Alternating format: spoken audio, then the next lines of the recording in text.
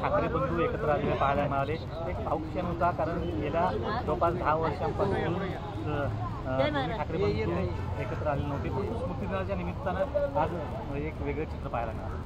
खरं तर दोघांनी सोबत अशा पद्धतीनं शिवसेना प्रमुखांना येऊन आदरांजली वाहणं खरं तर या महाराष्ट्रासाठी, देशासाठी, मराठी माणसासाठी आणि हिंदुत्वासाठी अतिशय महत्त्वाचं आहे।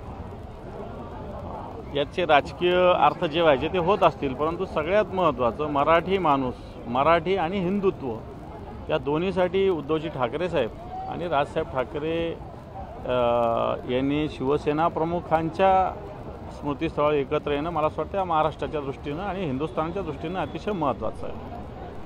त्याचबरोबर आणखी काही नगरपालिकांच्या निवडणुका सुरू आहेत, अर्ज भरण्यासाठी सर्व दाखल होत आहेत। कणकवलीमध्ये एक चित्र पाहायला मिळालं की शहर विकास आघाडी स्थापन केली, ठाकरे गटाचे संदेश पारकर यांना शिंदे गटानं पाठिंबा दिलेला आहे। त्यांच्या उमेदवार अर्ज भरण्यासाठी खास करून राजन तेली जे शिंदे गटाचे नेते आहेत त्यांनी पाठिंबा दिला। ते पण काही ठिकाणी स्थानिक स्तरावर काही आघाड्या होत असतील, कारण स्थानिक राजकारण प्रत्येक ठिकाणचं वेगवेगळं आहे। महाराष्ट्राचं राजकारण आणि प्रत्येक गावाचं किंवा नगरपालिकेचं राजकारण प्रत्यक्ष वेगवेगळ्या ठिकाणी आहे। पण अशा ठिकाणी एखादी शक्ती असेल जी ज्याला दृष्ट शक्ती म्हणता येईल आपल्याला, तिला जर विरोध करायचा असेल, तिला जर संपवायचं असेल, तर बाकीचे 4 लोक एकत्र आले तर मला असं वाटत नाही की त्याच्यात काही वावगं ठरेल।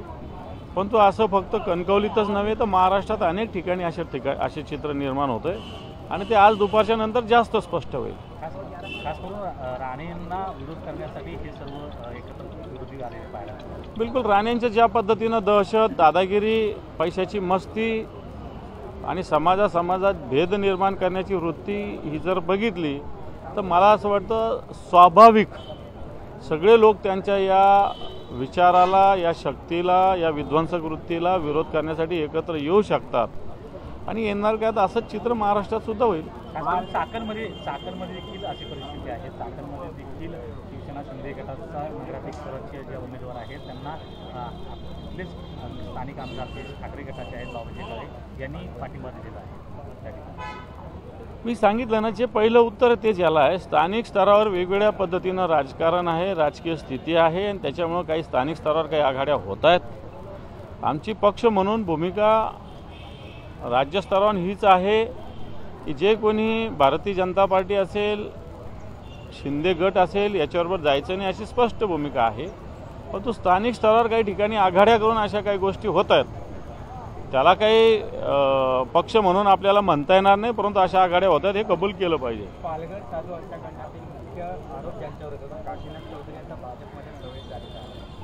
हे पण या पालघरच्या साधू हत्याकांडावर भारतीय जनता पार्टीनं महाराष्ट्रात शिवसेनेवर आणि विशेषतः त्यावेळेसच्या उद्धवजी ठाकरे साहेबांच्या सरकारवर हिंदुत्वाच्या विषयी प्रचंड प्रमाणात राळ उठवली होती।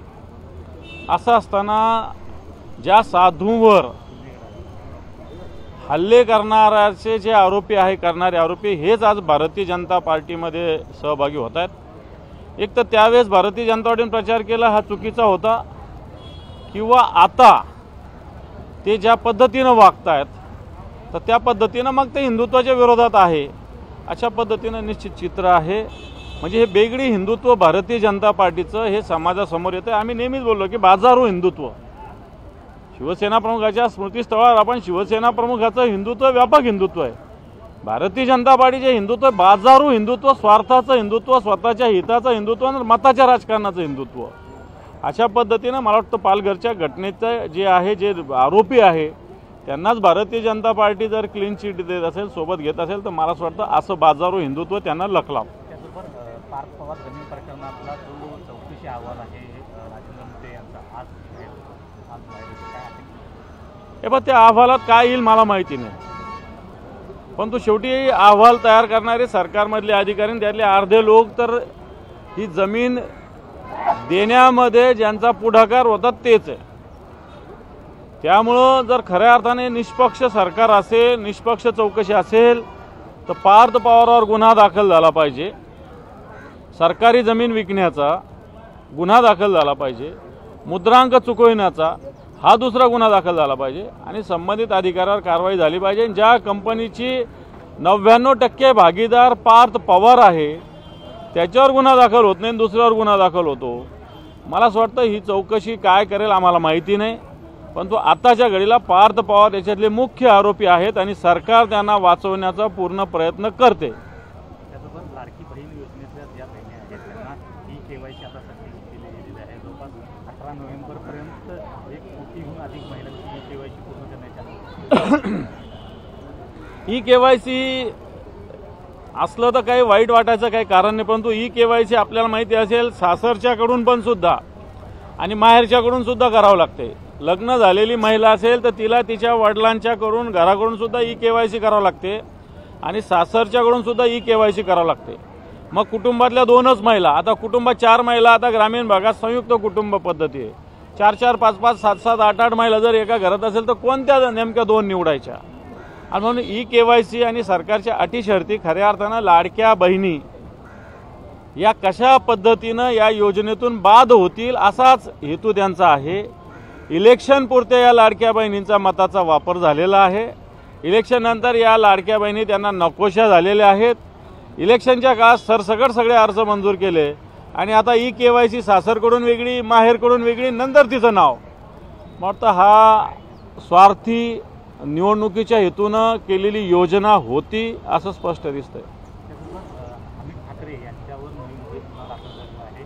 काल त्यांनी छत्रपती शिवाजी महाराजांचा पुतळा गेल्या अनेक दिवसांपासून त्याचं उद्घाटन होत नव्हतं, तो उद्घाटन केल्यामुळं त्या ठिकाणी त्यांच्यावर गुन्हा दाखल झाला, पहिलाच गुन्हा त्यांच्यावर दाखल। खरं तर अमित ठाकरेंवर गुन्हा दाखल व्हायच्या ऐवजी ज्या लोकांनी छत्रपती शिवाजी महाराजांचा पुतळा इतक्या दिवसांनी अशा पद्धतीनं झाकून ठेवला होता त्यांच्यावरच छत्रपती शिवरायांच्या प्रतिमेचा अवमान केल्याचा गुन्हा दाखल झाला पाहिजे। ज्यांनी अशा पद्धतीनं पुतळा कित्येक दिवस प्लॅस्टिकच्या याच्यामध्ये कापड लावून झाकून ठेवला होता, ज्यांनी ठेवला त्याच्यावर छत्रपती शिवरायाच्या पुतळ्याचा अवमान केल्याचा गुन्हा दाखल झाला पाहिजे। थँक्यू।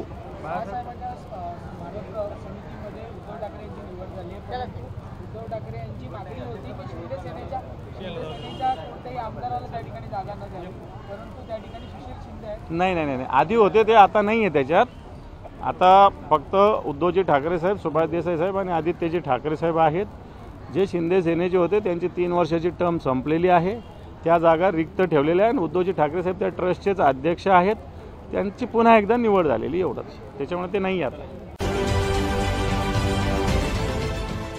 देश विदेशातील प्रत्येक घडामोडींचे लाईव्ह अपडेट मिळवण्यासाठी आता साम टीव्हीच्या सर्व सोशल मीडिया प्लॅटफॉर्मला लाईक, फॉलो आणि सबस्क्राईब करा। तसंच सर्व नोटिफिकेशनसाठी बेल आयकॉन प्रेस करायला विसरू नका।